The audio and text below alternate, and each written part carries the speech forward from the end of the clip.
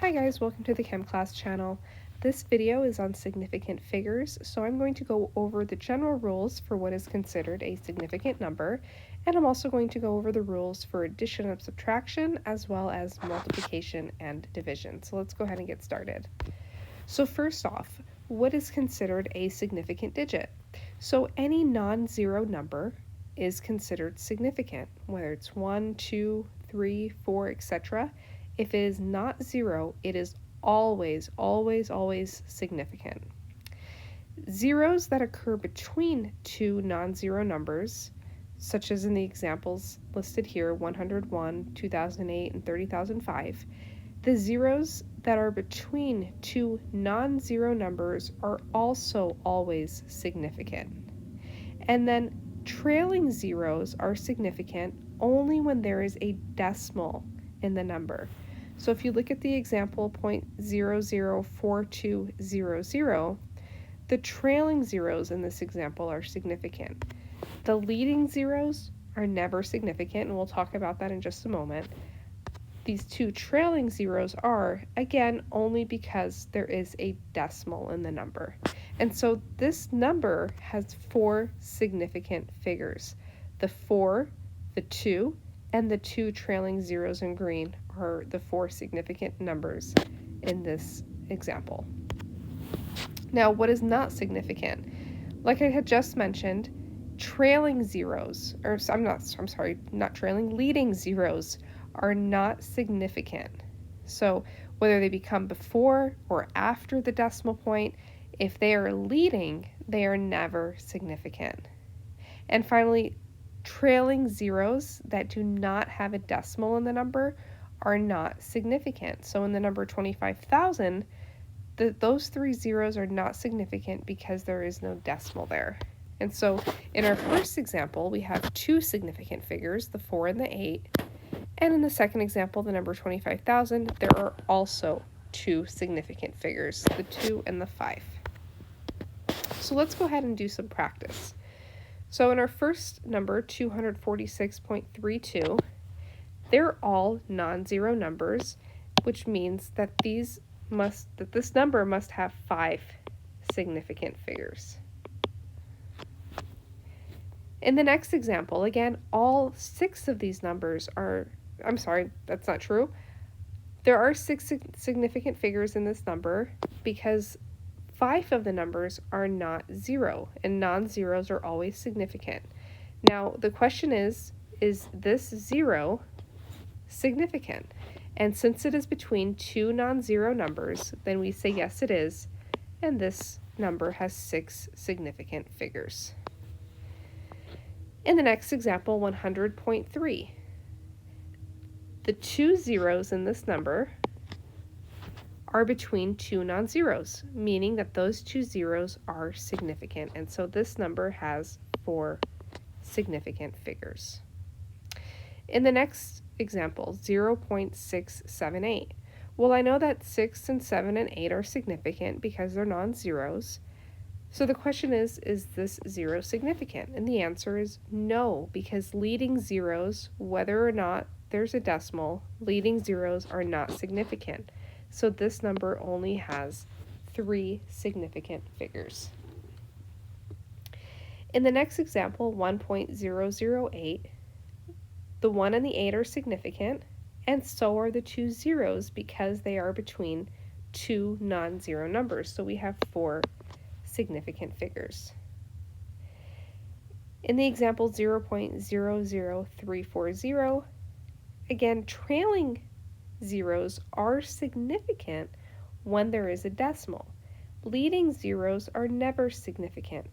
And so these zeros are not significant, but this 0 is. And so in this example, we have 3 significant figures, the 3, the 4, and the 0. In the next example, 14.600, I know the 1, 4, and 6 are all significant, but if I go back to my rules say that trailing zeros are significant when there is a decimal, and in this number, there is a decimal. And so all the digits here would be significant to give us 5 significant figures. In the next example, 0.0001, leading zeros are never ever significant, so this is just one significant figure. The next example says 700,000. Remember that zeros are not significant when they are trailing unless there is a decimal, and in this example there is no decimal. And so only the 7 is significant, so one significant figure. And then finally, the last example in this column, 350.670. So I know that this 0 has to be significant because it's between two non-zeros. I know that this 0 has to be significant because there's a decimal. And so all 6 of these numbers would be significant. Now go ahead and pause the video and try the next column on your own. And I'm going to go ahead and go through it pretty quickly. So in the first example, we have 4 significant figures. Here we have 6 significant figures, 2, 4, again 6, 2, 3, 3, 4, and 2. Now, let's look at rules when it comes to adding and subtracting numbers.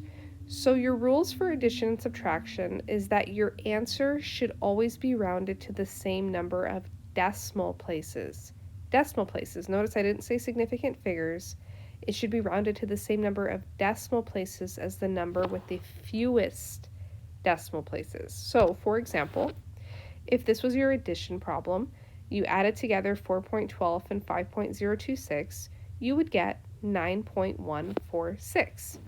So the first thing you have to ask is, which of my two numbers that I'm adding together has the fewest decimal places?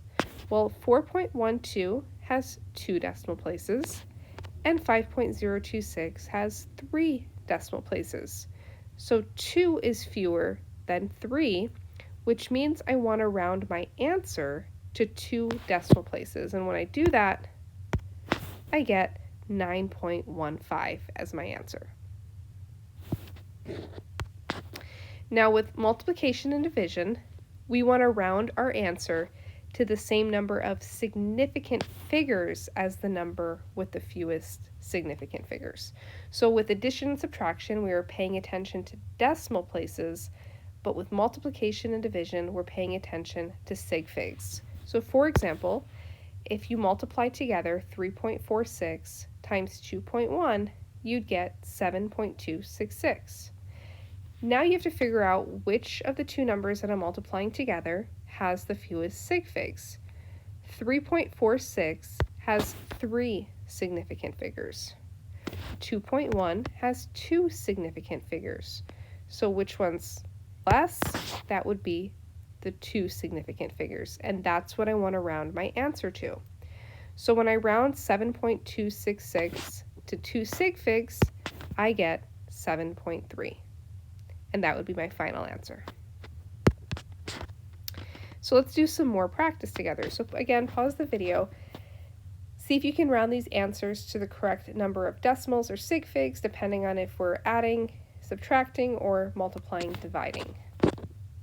So with our first example, we should round our answer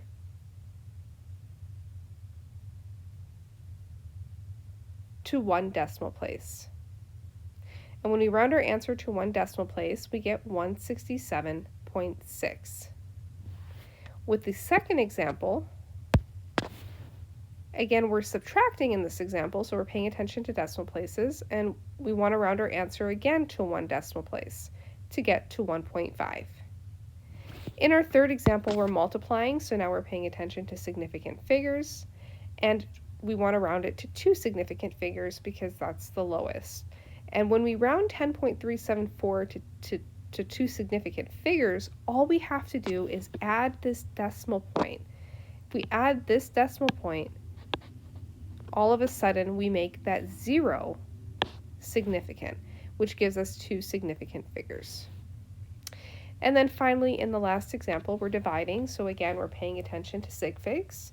And 2 is our lowest, so we want to round our answer to 2 significant figures, which gives us 4. So I hope you guys found this video on significant figures helpful. If you did find it helpful, go ahead and like and subscribe for more helpful chemistry videos. See you guys next time.